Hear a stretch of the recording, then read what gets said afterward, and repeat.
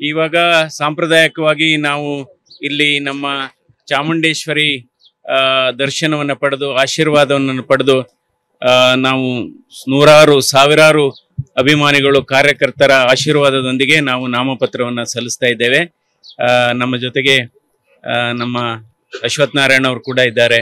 ಅವರು ಕಳೆದ ಚುನಾವಣೆಯಲ್ಲಿ ಸ್ಪರ್ಧೆ ಮಾಡಿ ಅತಿ ಹೆಚ್ಚು ಮತಗಳನ್ನು ಪಡೆದಿದ್ರು. ಸುಮಾರು 6,75,000 ಮತಗಳನ್ನು ಪಡೆದಿದ್ರು. ಸೊ ಹೀಗಾಗಿ ಈಗಾಗಲೇ ನಾವು ಕಳೆದ 12-13 ದಿನಗಳಿಂದ ನಾವು ಎಲ್ಲಾ 8 ವಿಧಾನಸಭಾ ಕ್ಷೇತ್ರಗಳಲ್ಲೂ ಕೂಡ ಕಾರ್ಯಕರ್ತರ ಸಭೆಗಳನ್ನು ಮಾಡಿದ್ದೇವೆ ಮತ್ತು ಮತದಾರರನ್ನ ಸಂಪರ್ಕಿಸಿದ್ದೇವೆ. ಎರಡು JDS ಮತ್ತು BJP ಈ ಎರಡೂ ಪಕ್ಷದ ಕಾರ್ಯಕರ್ತರ ಮನಸ್ಸುಗಳು ಒಂದಾಗಿದೆ, ಹೃದಯಗಳು ಒಂದಾಗಿದೆ, ಒಂದು ಎಲ್ಲ ಒಗ್ಗಟ್ಟಾಗಿ ತುಂಬಾ ಹುಮ್ಮಸ್ಸಿನಿಂದ ಕೆಲಸ ಮಾಡ್ತಾ ಇದ್ದಾರೆ. ಸೊ ಇದಕ್ಕೆಲ್ಲ ಒಂದು ಪಾಸಿಟಿವ್ ರೆಸ್ಪಾನ್ಸ್ ಎಲ್ಲ ಕಡೆ ಸಿಗ್ತಾ ಇದೆ. ಹೀಗಾಗಿ ನಮ್ಮ ಆತ್ಮವಿಶ್ವಾಸ, ಗೆಲುವಿನ ವಿಶ್ವಾಸ ಹೆಚ್ಚಾಗ್ತಾ ಇದೆ. ನಂತರ ಮೊನ್ನೆ ಅಮಿತ್ ಶಾ ಅವರು ಕೂಡ ಚನ್ನಪಟ್ಟಣದಲ್ಲಿ ಒಂದು ಐತಿಹಾಸಿಕ ರೋಡ್ ಶೋನೆ ಮಾಡಿದ್ದಾರೆ. ಒಂದು ಹಿಸ್ಟಾರಿಕಲ್ ರೋಡ್ ಶೋ ಅಂತಾನೆ ಹೇಳ್ಬೋದು. ಅಭೂತಪೂರ್ವವಾದಂತಹ ರೆಸ್ಪಾನ್ಸ್ ಇತ್ತವತ್ತು.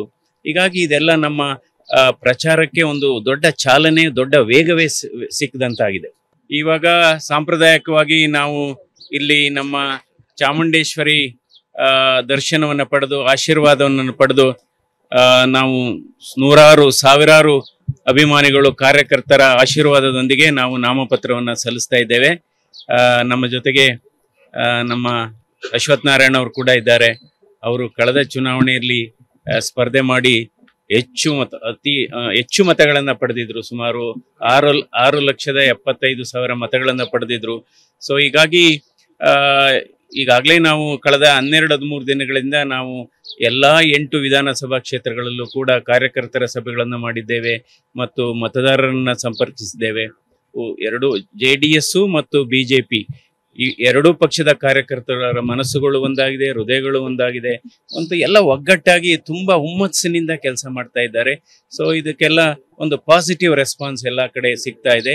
ಹೀಗಾಗಿ ನಮ್ಮ ಆತ್ಮವಿಶ್ವಾಸ, ಗೆಲುವಿನ ವಿಶ್ವಾಸ ಹೆಚ್ಚಾಗ್ತಾ ಇದೆ. ನಂತರ ಮೊನ್ನೆ ಅಮಿತ್ ಶಾ ಅವರು ಕೂಡ ಚನ್ನಪಟ್ಟಣದಲ್ಲಿ ಒಂದು ಐತಿಹಾಸಿಕ ರೋಡ್ ಶೋನೆ ಮಾಡಿದ್ದಾರೆ. ಒಂದು ಹಿಸ್ಟಾರಿಕಲ್ ರೋಡ್ ಶೋ ಅಂತಾನೆ ಹೇಳ್ಬೋದು. ಅಭೂತಪೂರ್ವವಾದಂತಹ ರೆಸ್ಪಾನ್ಸ್ ಇತ್ತವತ್ತು. ಹೀಗಾಗಿ ಇದೆಲ್ಲ ನಮ್ಮ ಪ್ರಚಾರಕ್ಕೆ ಒಂದು ದೊಡ್ಡ ಚಾಲನೆ, ದೊಡ್ಡ ವೇಗವೇ ಸಿಕ್ಕದಂತಾಗಿದೆ. ಅನುಕ್ಷಣದ ಸುದ್ದಿಗಳಿಗಾಗಿ ವಿಸ್ತಾರ ನ್ಯೂಸ್ ಯೂಟ್ಯೂಬ್ ಚಾನೆಲ್ ಸಬ್ಸ್ಕ್ರೈಬ್ ಮಾಡಿ. ಹೊಸ ಸುದ್ದಿಗಳ ನೋಟಿಫಿಕೇಶನ್ಗಾಗಿ ಬೆಲ್ ಐಕಾನ್ ಕ್ಲಿಕ್ ಮಾಡಿ.